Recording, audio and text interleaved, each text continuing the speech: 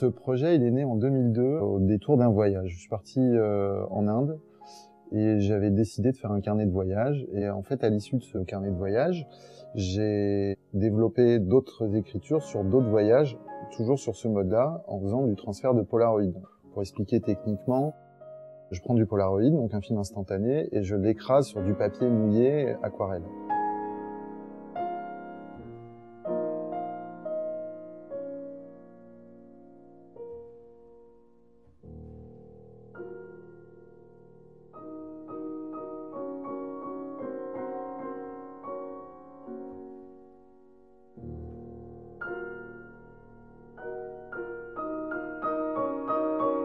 J'ai continué donc en utilisant ce procédé. Je suis parti ensuite en Mauritanie, puisque du coup, je voulais travailler aussi sur l'habitat. C'est-à-dire que je trouvais que sur la planète, il y a des endroits magnifiques, et je trouvais qu'il y avait plein de façons d'habiter cette planète. Et donc, j'ai commencé par le désert, en me disant, là, il n'y a rien, c'est le dénuement le plus total. Et je trouvais que ça marchait assez bien dans cette idée de carnet de voyage sur du papier aquarelle.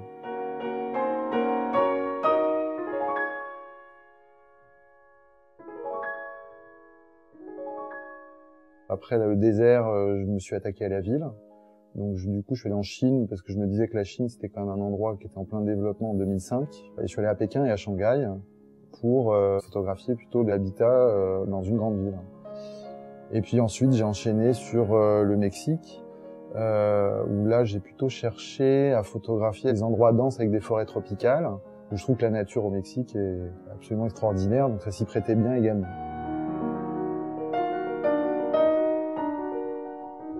Je voulais faire une série sur des gens qui habitent près de la mer. Donc du coup, je suis allé à Zanzibar et j'ai passé du temps avec les pêcheurs, dans une espèce de temps suspendu comme ça sur une île. En 2012, là, j'ai travaillé à Moscou sur l'habitat dans des pays froids.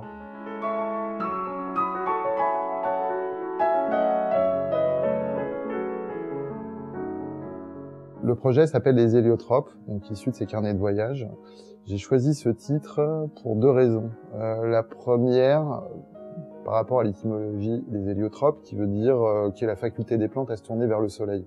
Et la deuxième caractéristique, c'était aussi les héliotropes, ça s'apparentait à l'héliographie, qui est un des premiers procédés de la photographie, qui fait appel un peu à de la gravure. C'est une espèce de procédé entre la gravure, la photo. Ça pourrait être des photos du début du siècle, ça fait penser aussi aux autochromes des frères Lumière, donc à l'histoire de la photographie.